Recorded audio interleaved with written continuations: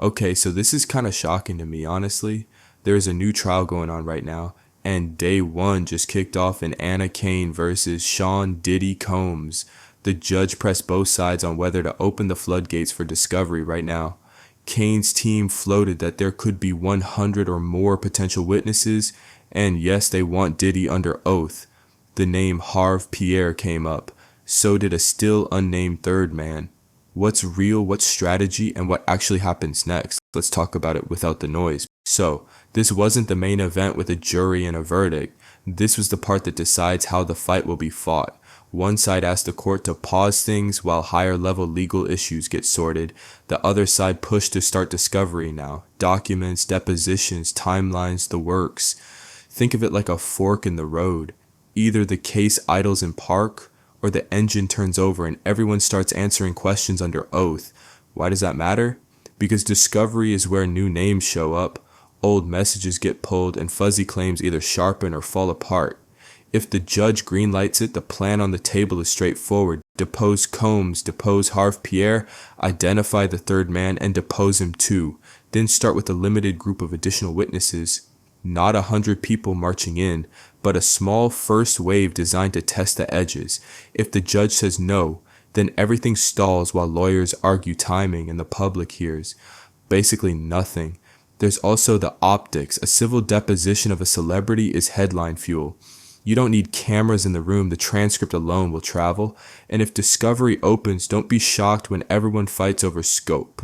Which years are in play, which messages count, which similar acts are even allowed in. That's where lawyers sharpen knives. It's also where cases get settled quietly when paper starts changing hands. Now, defense is saying a pause makes sense because if certain legal issues break their way later, then doing discovery now would be a waste. Invasive, expensive, and unnecessary.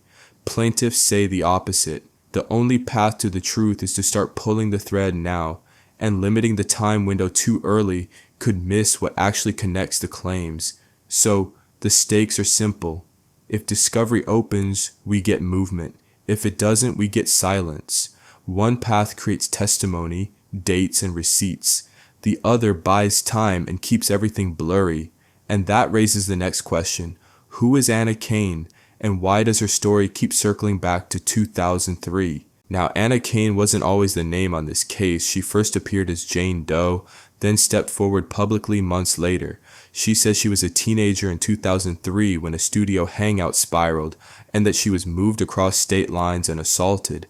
She named Sean Diddy Combs, Harve Pierre, longtime bad boy exec, and a third man who still isn't publicly identified. Combs denies the claims. Pierre denies them too. This is civil, not criminal. And the filing came through New York's look-back window that briefly let older claims get a fresh hearing. Her side frames the case like this. Similar stories exist in the paper trail plus sworn testimony will show patterns. Defense sees it the opposite way. The night is ancient history, the memories are foggy, and the law shouldn't reopen it now. That's the clash. One side wants sunlight. The other says the blinds should stay down until bigger legal questions get answered. And yes, the mystery third man hangs over everything. That's why Kane's lawyer keeps pushing to identify him through discovery. Without that, it's a guess. With it, it's a name on a transcript. But the hearing wasn't a history lesson. It was a chess match. Here's what each side actually asked the judge to do. Defense first. Their pitch was simple. Put the brakes on. They argued there are higher court issues in play, and if those fall their way later, then opening discovery now would be a costly fishing trip. Think thousands of pages, third-party subpoenas, and depositions that might never be used. Their message, don't start a marathon if the course might get closed. Plaintiff's turn, they push the opposite, start now. They told the court there could be 100 or more potential witnesses out there, but they're not trying to line up 100 people outside the conference room.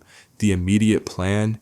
Depose Combs, Harve Pierre, and the third man once he's identified, then begin with roughly 7 additional witnesses. Not everything, not everyone, just a first wave.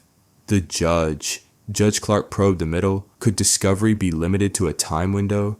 Could the parties start on Bath 6 while the bigger fight continues? The court also noted there's no stay on revealing the plaintiff's identity, which undercuts the idea that everything must freeze. Bottom line, No ruling from the bench. The judge took it under advisement, which means we're waiting on a written decision. So the room heard 3 storylines at once: defense warning about waste, plaintiff describing a roadmap, and the judge testing the guardrails. But that 100 number exploded online and got misunderstood fast. Here's what it actually means. That number turned heads for a reason. It sounds massive. It also wasn't a list on the judge's desk. It was lawyer talk in a hearing to argue why the discovery should open. Think scope, not certainty. The point was simple. There may be many people with stories to tell, so cutting off discovery early would miss the bigger picture. Here's the quieter part that matters more. The plan is to start small. Kane's team said they'd begin with Combs, Harve Pierre, the third man once identified, and roughly 7 additional witnesses. Not a parade. A pilot group. If the judge allows it, those depositions become the first stress test. Do the stories line up? Do the dates make sense? Do documents back anything up?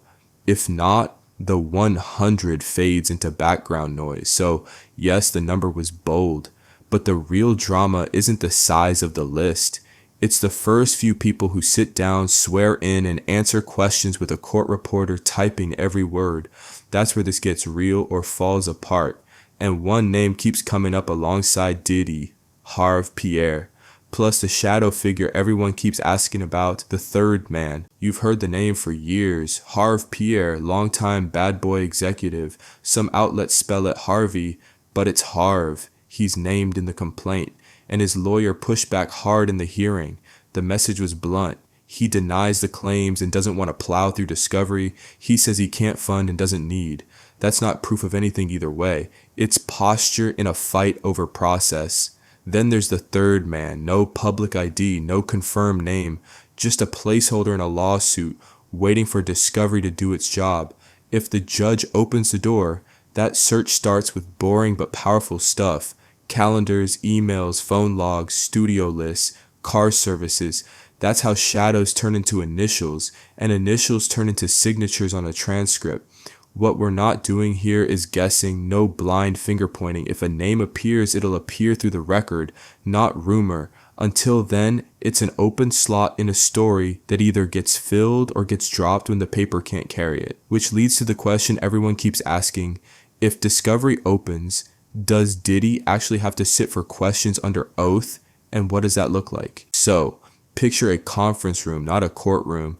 A court reporter, lawyers on both sides, a recorder running the whole time. The witness swears in. Every answer is on the record. If Diddy sits, his lawyers can object to questions, but he still has to answer unless the judge later strikes it. If he asserts the fifth on certain topics, that's legal. And in civil cases, a judge can sometimes let the jury draw a negative inference from that silence. That's a different world from criminal court. Depositions move slowly but cut deep. Dates, who was there, who got called, what got saved. One clean admission or one contradiction can ripple through the rest of the case, and it's not just the star witness. If Harve Pierre sits, or if the third man is identified and sits, those transcripts start to talk to each other. Stories line up, or they don't. If discovery opens, expect fights over scope and privacy. Protective orders, redactions, sealed exhibits. The public may only see pieces, but the lawyers will see it all. And if the paper is bad for anyone, settlements start whispering in the hallway. But first, the judge has to pick a lane. Pause or proceed. First, a ruling. Judge Clark will either grant a stay, deny it, or craft a limited path forward. If there's a pause, this goes quiet for a while. If discovery opens, the court may set a time window, think early 2000s focus, and a limited first wave of depositions. Combs, Harve Pierre, the unidentified third man once named, and about 7 additional witnesses. That's where the real testing begins. Watch for these tells, scheduling orders. When the court assigns dates, we're moving. Protective orders. If the judge signs one, sensitive records are coming. Scope skirmishes. Expect filings arguing which years, which devices, which similar acts are fair game. Third-party subpoenas, studios, drivers, hotels, phone carriers. Boring? Yes. Powerful? Absolutely. Leaks and spin. If depositions start, someone always has thoughts. Remember, transcripts greater than tweets. And hovering over everything is the possibility of settlement. Discovery is pressure. Pressure makes deals, or it makes trials. Either way, the next document from the judge will tell you how loud this gets and how soon. So, this was an early hearing in a civil case. No witnesses took the stand. No jury heard anything. One side wants the files and the questions now. The other side wants a timeout. The judge hasn't ruled yet. The 100 or more line, that was lawyer framing, not a confirmed roster. The practical plan is smaller. A few key depositions, then see where the facts actually land. If discovery opens, headlines will write themselves. If the court hits pause, the story goes dim for a bit. Either way, the next move isn't about noise, it's about process. That's where cases rise or fall. Want the real tea when the judge rules, pause or proceed. Hit subscribe, turn on all notifications, and comment discovery if you want the deposition breakdown next.